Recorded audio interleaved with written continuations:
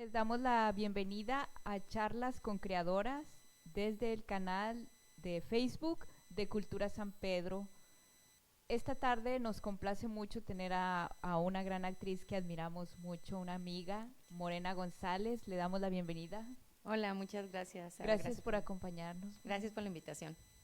Pues voy a leer un poco sobre tu semblanza para que la gente tenga una conciencia muy bien de tu currículum.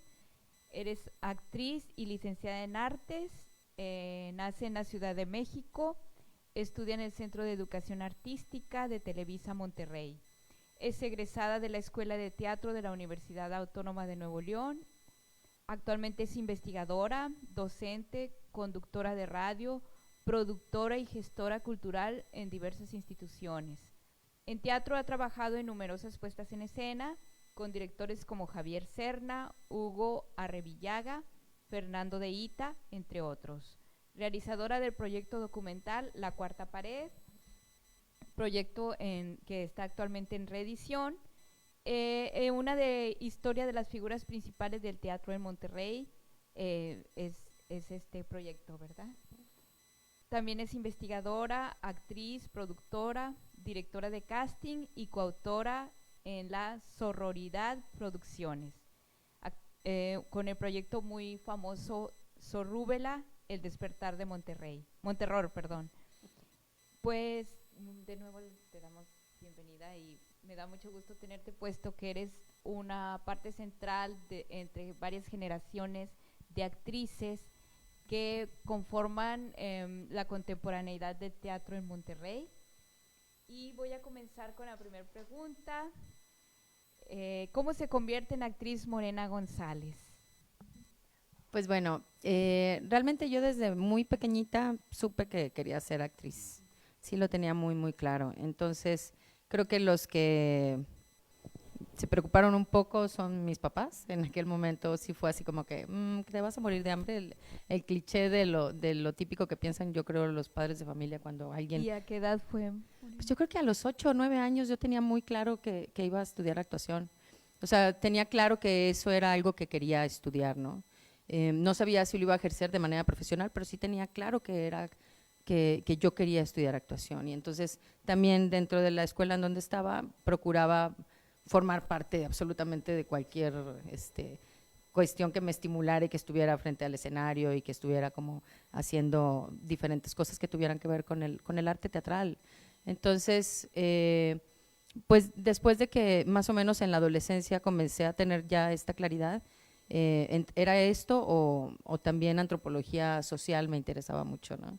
Entonces, bueno, yo llegué a vivir aquí a Monterrey a los 10 años y comencé, recuerdo, a tomar unos talleres de teatro y fui a dar por ahí, de pronto con algunas producciones de teatro musical, como a los 13, 14 años, con Guacho Ramírez, que es alguien que hacía como teatro musical aquí, incluso en el municipio de San Pedro, y no sé, hice vaselina y algunas cosas como amateur, y a partir de ahí ya, eso quedó como más claro, y me metí terminando la prepa, me metí a la primera generación, bueno, la segunda generación del CEAM, que se abrió aquí en el 91, se abrió la escuela de Televisa aquí en Monterrey, con Miguel Ángel Ferriz, y era un proyecto pues bastante interesante, albergaba maestros de aquí de la ciudad que en aquel entonces pues, no había como escuelas tan formales de actuación, es decir, el programa o el plan de estudios albergaba de estar desde las 8 de la mañana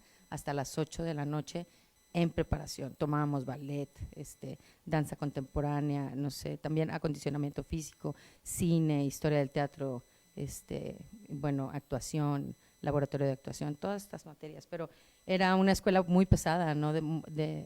Muy demandante física y emocionalmente, pero considero que tuve maestros ahí brillantes, Sergio García, Javier Serna, después llegó a la ciudad Rogelio Luébano, Jorge Vargas, que trabajaba, bueno, en el CEDART, también llegó al CEAM a compartir algo de sus conocimientos. Entonces, me parece que ese proyecto era un proyecto pues muy, muy bello, y lamentablemente cerró la escuela como unos 3, 4 años después, cerró, no funcionó. Bueno, creo que hubo una crisis ahí con Televisa y cerraron todas sus escuelas de Televisa. Y ahí emigré a la Escuela de Teatro de la Facultad de Filosofía y Letras. Y ahí ya seguí con algunos maestros y continué todos mis estudios, seguí colaborando con Universiteatro y de ahí ya empecé mi carrera prácticamente. ¿Y qué te fue lo que te llamó la atención? O sea, desde niña a los 8 años, ¿qué era ese imán que te hizo, que te atrajo hacia los escenarios? Yo creo que es lo mismo que me gusta actualmente, el tema de jugar y el tema de poder vivir muchas vidas en el escenario, ¿no? O sea, tener muchas realidades, muchas ficciones, muchos personajes. Eso me parece, sí, es un asunto que puede ser muy divertido, puede ser muy interesante en los procesos creativos, sin duda. Ya después, cuando vas teniendo el proceso de formación en las escuelas de actuación, pues validas más a veces el proceso creativo que ya cuando estás en el escenario, ¿no? Porque comprendes muchas cosas que tienen que ver también del desarrollo humano, del desarrollo de propiamente profesional, intelectual, emocional, espiritual tuyo, junto con el desarrollo del personaje. Entonces se va haciendo una correlación entre ti y el personaje muy bella. Y todas esas cosas ya conforme seguía estudiando me parecían muy seductoras, ya por eso me clavé así muy fuerte. Pero desde niña yo creo que eso fue el tema del juego y el tema de la ficción, o sea, como en esta mágica cajita negra en donde de pronto suceden historias. También es verdad que además del juego y la ficción, el tema de contar historias y escuchar historias, o sea, es algo que siempre me ha atrapado. O sea, tanto el cine como el teatro, todo lo que tenga que ver con escuchar alguna historia, escuchar la historia de algún personaje, creo que son cosas que me han atrapado en la vida. Sin duda es una de las carreras, yo admiro mucho a las actrices y a los actores. Creo que es una de las carreras de mayor demanda y que exige demasiada profundidad en los estudios. Es una carrera muy completa. Se vuelven historiadores, se vuelven sociólogos, psicólogos, psicoanalistas. Pues sí, en realidad ese es el compromiso, ¿no? De los procesos artísticos. Por eso te decía que hay veces que el proceso artístico es mucho más, pues evidentemente que ya cuando se llega a cristalizar todo el proyecto es muy bello, ¿no? Y poderlo compartir con el espectador, viene una segunda etapa, pero sin duda el proceso creativo es el que te hace crecer, empatizar, desarrollar de manera humana todos estos puntos de vista desde la compasión, de ponerte los zapatos del personaje. Sin duda son situaciones como de mucho crecimiento a nivel humano, como desarrollo humano, pues. ¿Cómo desarrolla Morena sus personajes? ¿Y cuál ha sido el personaje más entrañable que has desarrollado? Ay, pues yo creo que todos los personajes tienen su entraña y tienen este gusto a la hora de que los vamos construyendo, ¿no? Es lo que te digo. Y yo procuro siempre tratar de encontrarme en el personaje. Creo que es como de las cosas más importantes. Y ¿cómo los preparo? Desde ahí, o sea, procuro encontrarme en el personaje y primordialmente hay una cuestión, una fijación en mí que me gusta desarrollar. Me gusta encontrarme a partir de los miedos que comparto con el personaje. Es decir, yo veo más o menos cuáles son los miedos que tiene el personaje o por los cuales transita el personaje durante la puesta en escena o durante la obra, y a partir de ahí los voy vinculando. Digo, ay, mira, este personaje tiene también comparte estos miedos, estos temores, estas cosas que quizá, estas limitantes, a partir de todas las limitaciones, todos los miedos y todos los temores del personaje, primero empatizo por ahí para entrar por ahí, tomar al personaje. Y una vez que lo agarro a partir de la empatía de sus miedos y mis miedos, creo que ya nos abrazamos y podemos caminar juntos. Pero primordialmente hago eso, fíjate.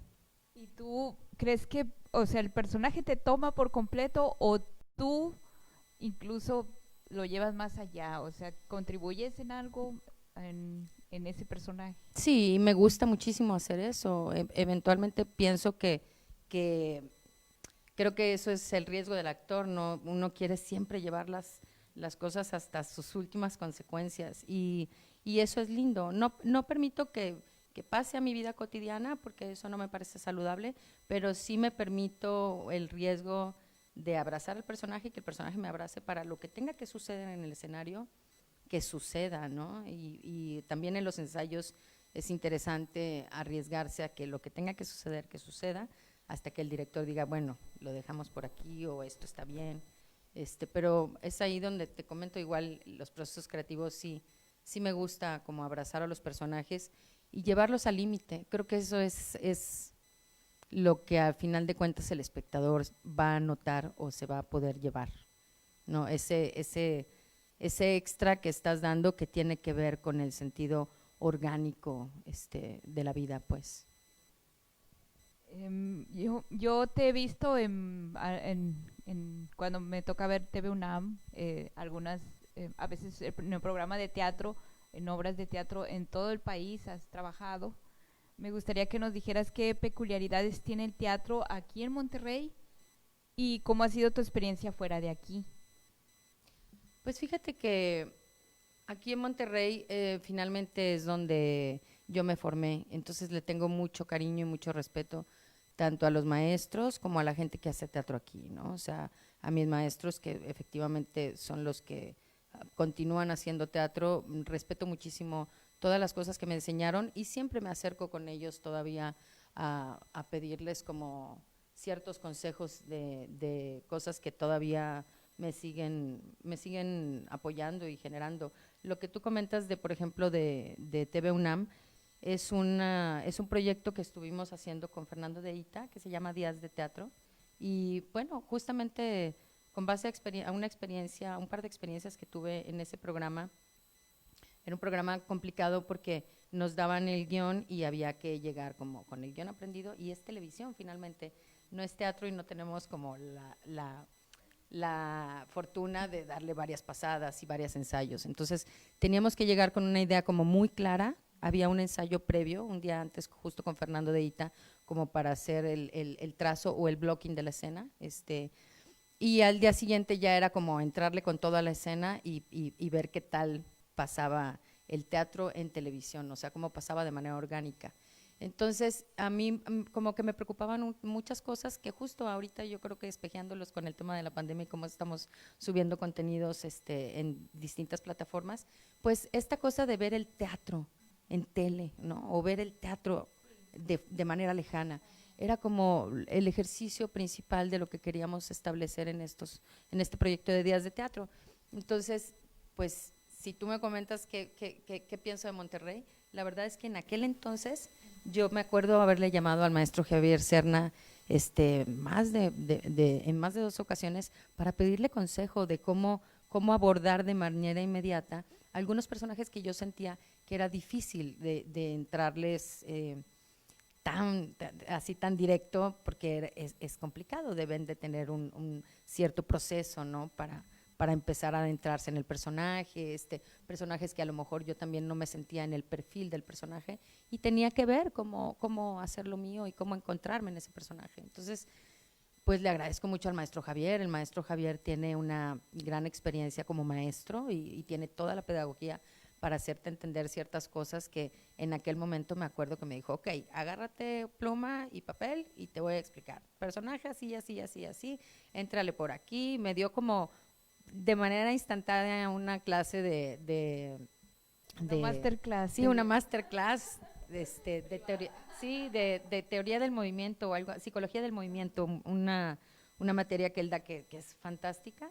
Entonces, a partir de ahí pude sacar y abordar mi personaje y le hablé, le dije, maestro, muchas gracias. Entonces, creo que no existe como desde la parte profesional, como en México tenemos mejor como gente más profesional que Monterrey, de ninguna manera, al contrario, y por eso te lo comparto, porque yo sigo teniendo un pie, aunque voy a trabajar fuera una vez al año o 2 veces al año a proyectos, siempre tengo un pie en Monterrey porque vuelvo a tocar a mis maestros de acá, a pedirles consejo y o sea, con la gente que tengo confianza, a pesar de que también con Fernando de Ita, pues le tengo mucha confianza y puedo como feedbackear otras cosas que también tienen que ver con el mundo del teatro.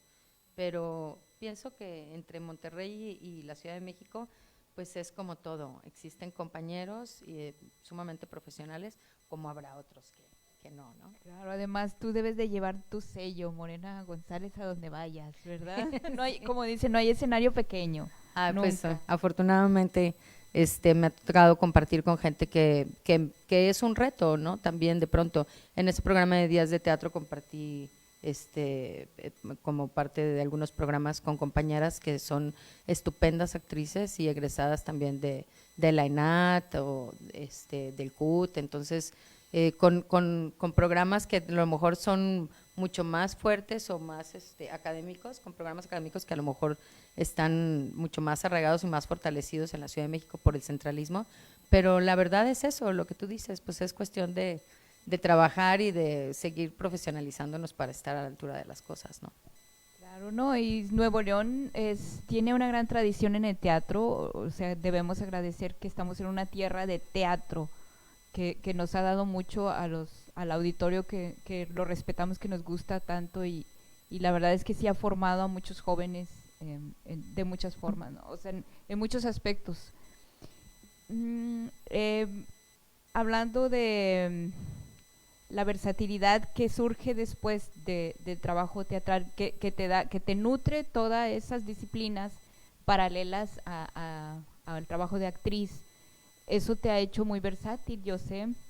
También sé que estás haciendo un documental sobre los antecedentes del teatro en Nuevo León, el cual, como decimos anteriormente, es una gran tradición. ¿Nos puedes platicar un poco acerca de esto, Morena? Sí, fíjate que este documental lo inicié en el 2009, se llama Forjadores del Teatro Nuevo León, La Cuarta Pared, apuntes para la historia, ¿no? Entonces, este documental, el maestro Genaro Saúl Reyes, yo lo invité a colaborar como asesor de este proyecto. Entonces, lo empezamos a desarrollar más o menos por ahí del 2009, presentamos el documental, terminado tal cual en el 2010 en la Cineteca dentro de un coloquio de teatro.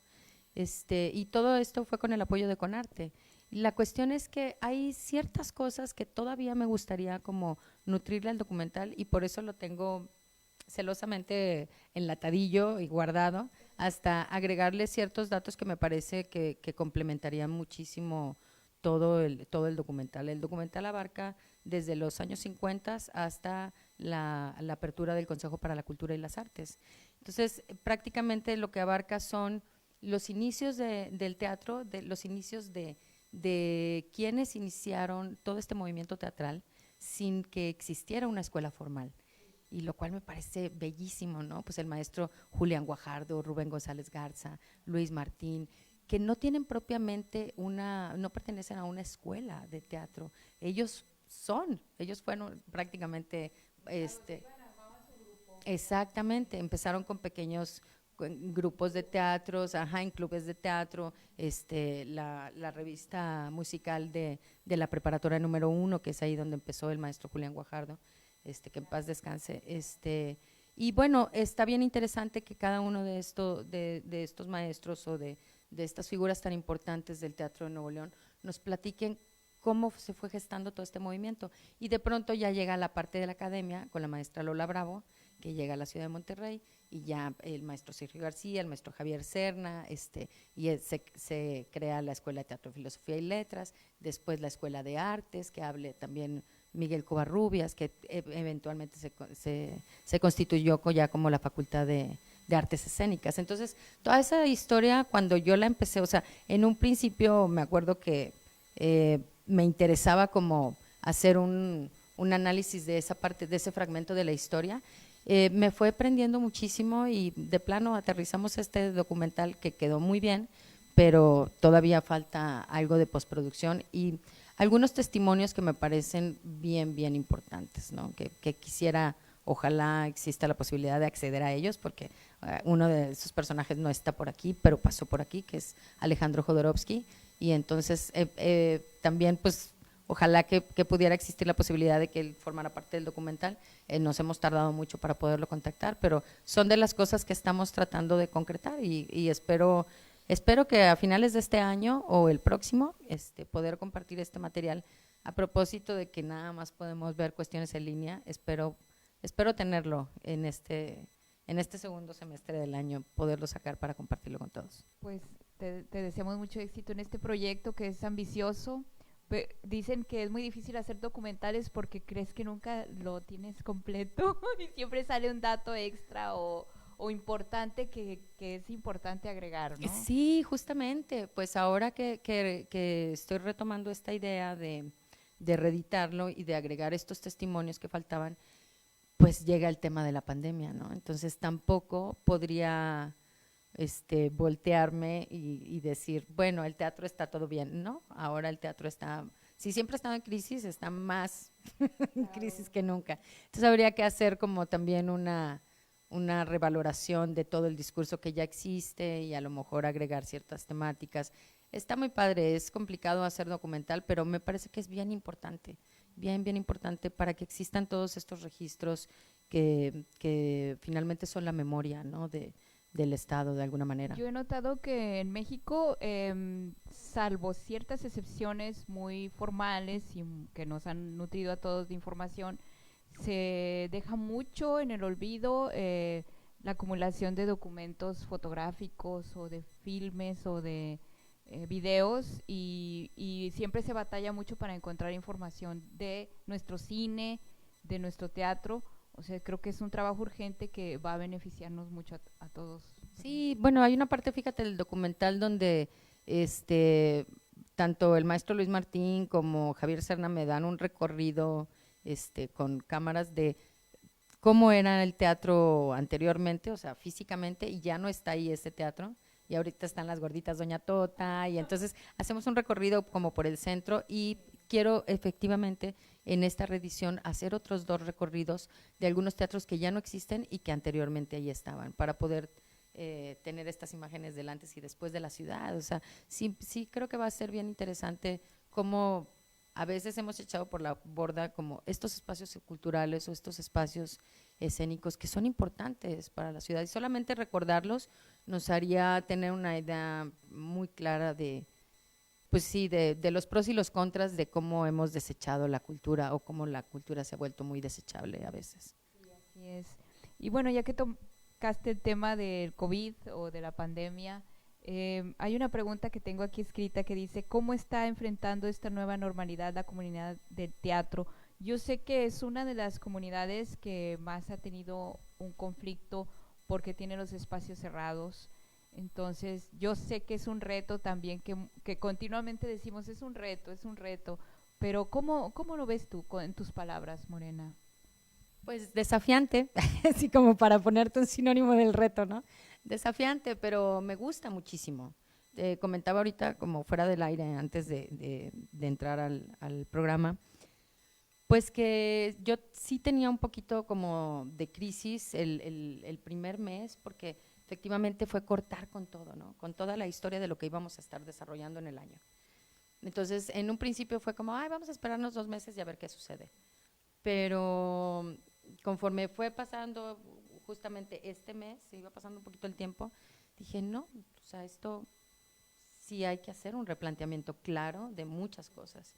Y eso conlleva el trabajo artístico, ¿no? Y la manera en cómo ahora plantearíamos nuestros discursos, nuestras ideas, desde qué plataforma, cómo vamos a tener. O sea, si no me presento a contar historias en el teatro, desde dónde y cómo, porque es algo a lo que pues no pienso renunciar, ¿no? Entonces hay como una parte que se vuelve desafiante y creo que eso está como interesante de estarlo hurgando y estar buscando cuál puede ser la posibilidad. De todas formas, lo que nos ha quedado claro en todas las plataformas es que el entretenimiento no se va a acabar, ¿no? Y es que hay una necesidad de la gente por seguir escuchando historias, ¿no? Y entonces solamente creo que sí me parece pertinente mencionar pues que seamos muy asertivos en lo que queremos compartir, ¿no? En los discursos o en lo que queramos compartir de manera artística, porque hay tanto contenido, hay tanta oferta, de por sí ya había mucha antes, ¿no? Y ahorita ya todo se hizo como, ya todo es urgente y saquémoslo y que salgan los proyectos, que salgan los trabajos, pero pues sí creo que hay que detenernos y este es el momento desafiante de los artistas, pero finalmente como artistas también hemos sabido que a lo largo de la historia las crisis siempre han generado cosas positivas, como negativas también, pero pues hay que aprender a transmutar y pienso que eso es. El teatro, que es considerada una de las bellas artes, de las altas artes, como le dicen, llevado al nivel de los videos, de los programas de video, como YouTube, o sea, que compite con cuántos canales online, underground, deep web, basura, contenido basura que incluso lo consumimos con gusto como fast food. ¿Y cómo es que entonces vamos a, como dices tú, a discernir los contenidos? O sea, como que al final no sé si sea ejemplar en las artes, en las bellas artes, el que el contenido se vuelva estricto, sofisticado, porque luego nos dicen, no, es que no se digiere por eso, porque la gente no está acostumbrada al consumo rápido, sobre todo las nuevas generaciones. Es un verdadero reto, ¿verdad?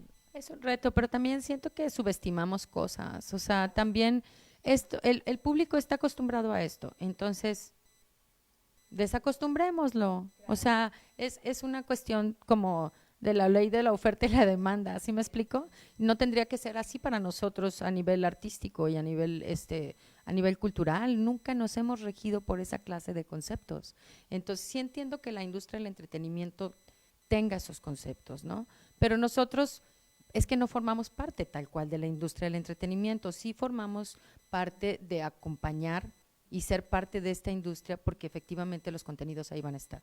Y puede ser algo que pueda sentirse como, ay, es algo, es un contenido que puede pasar como arte visual o esta obra de teatro, o esta película, ¿no? Y que es entretenimiento o es arte.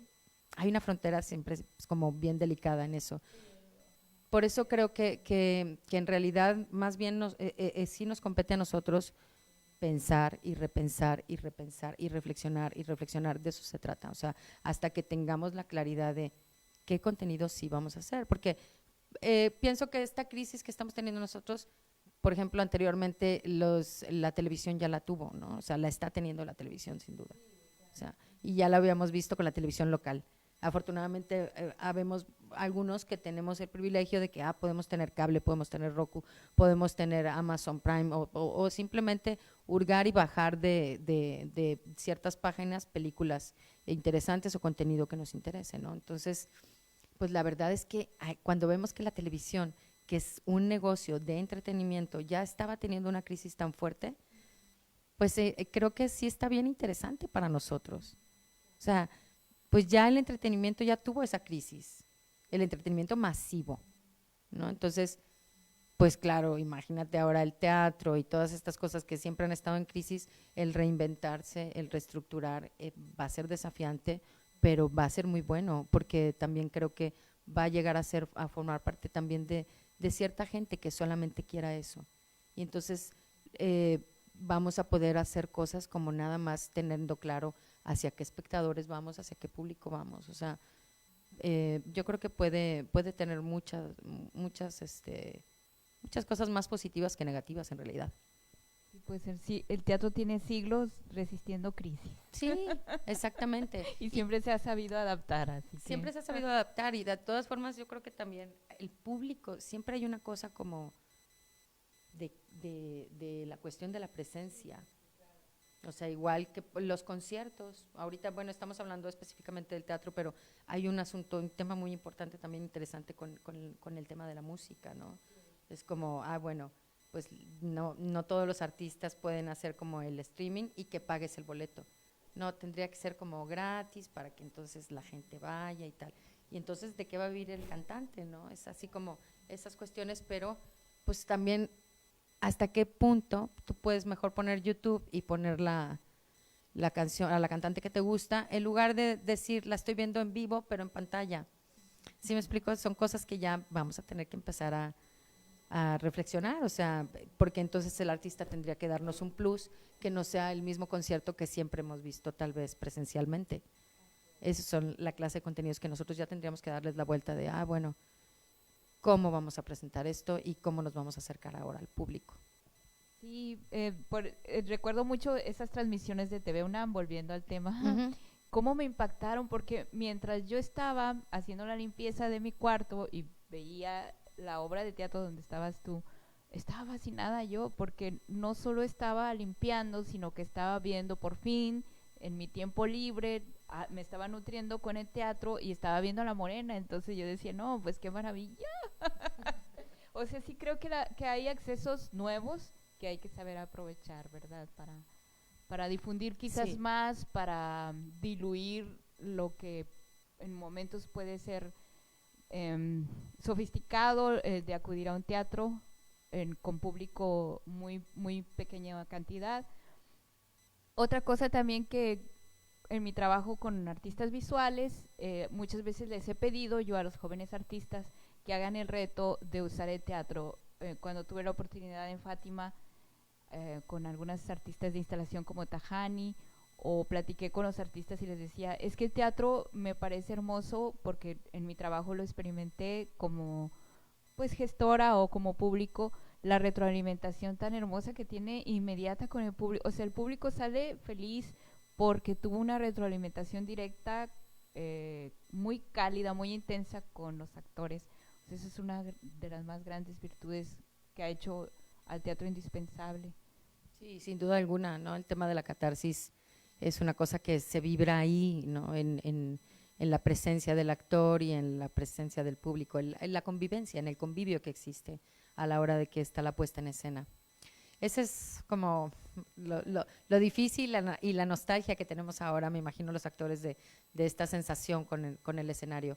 Pero bueno, habrá que por lo pronto explorar otros mecanismos y de todas formas esperando poder regresar eventualmente a los escenarios, aunque sea con menos gente y que sea quizá lo que te decía, para cierto público muy sofisticado quizá, o de cierta élite que nada más va a ver este espectáculo, no sé, ojalá que no, pero también el teatro de calle puede ofrecer otras opciones, ¿no? O sea, el teatro al aire libre o los espectáculos al aire libre podrán ofrecer de todas formas este desahogo en el que haya una sana distancia y poder presenciar la energía en vivo también de los mismos artistas, que esto pues es lo bonito, ¿no? Y lo delicioso de las artes vivas, pues.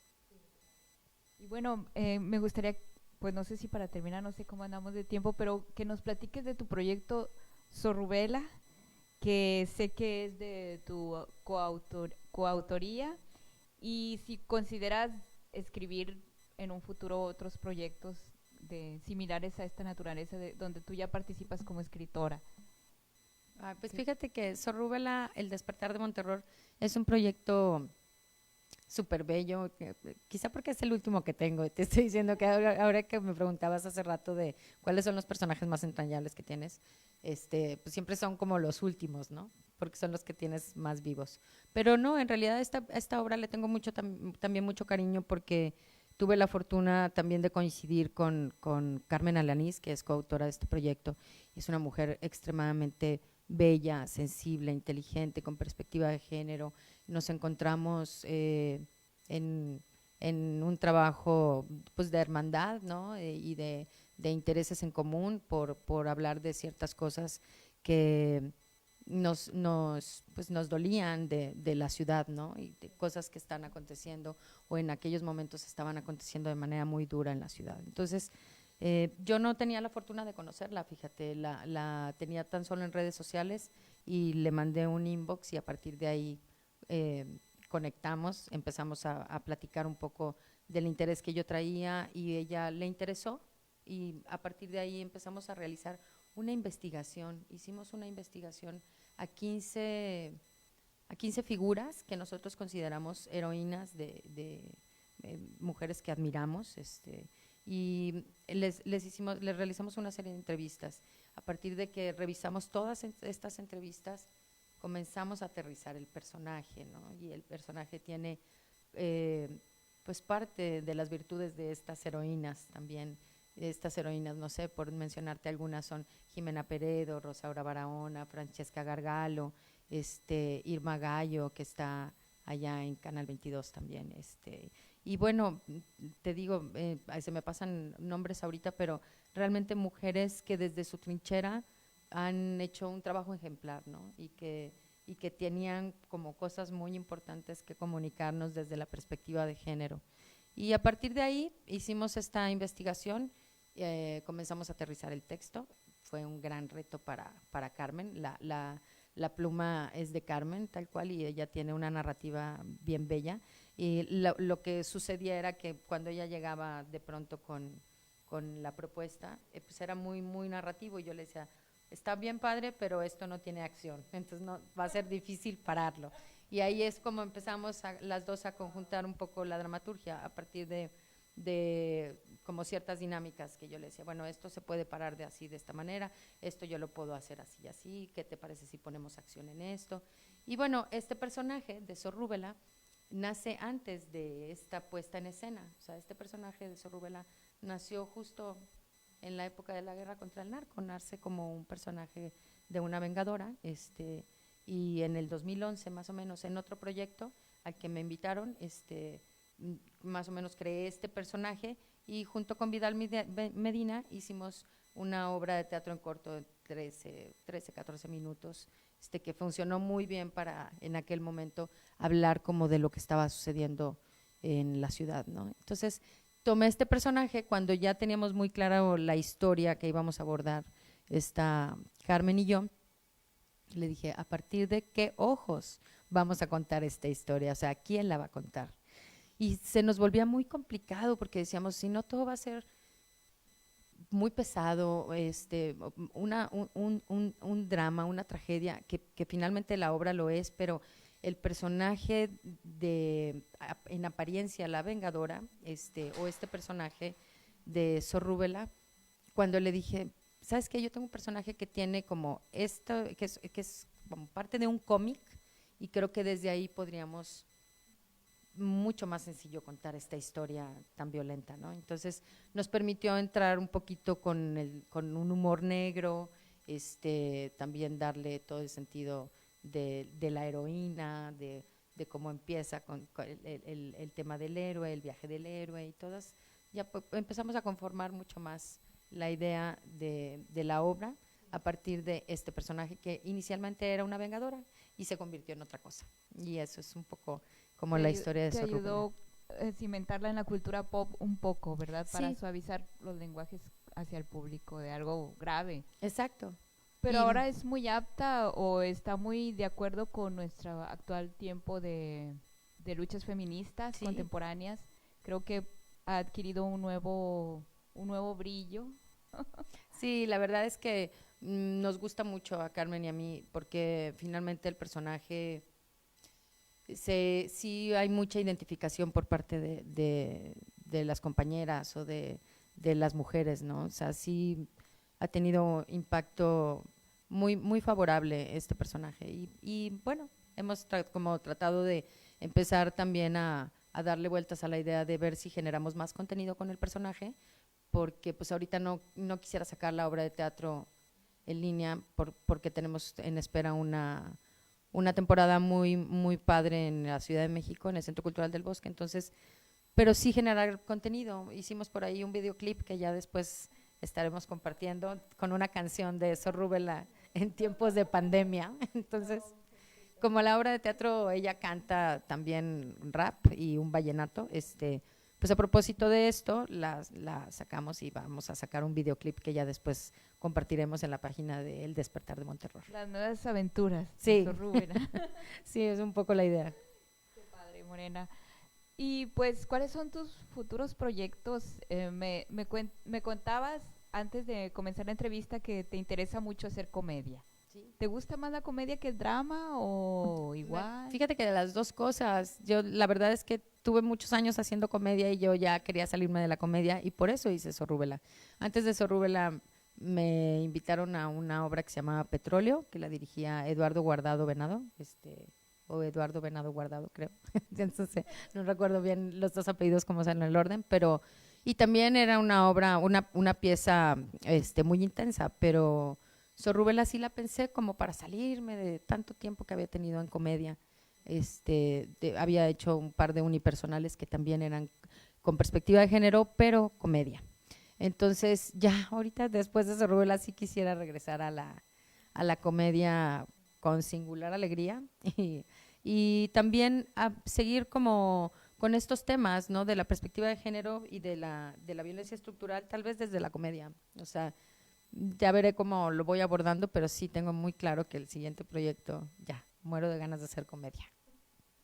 Y tú escribirías, ¿verdad? El guión. Sí, estoy como ahorita pensando en este tiempo de este semestre que le queda prácticamente al año, sí, desarrollar algo, una idea que traigo, que tiene que ver igual también como la contraparte de Zorrúbela, porque sería en comedia, pero también como hablando de ciertas cositas que me interesan abordar. Y bueno, concretar lo que te había comentado del documental, que eso también, lo que resta del año también lo quiero concretar.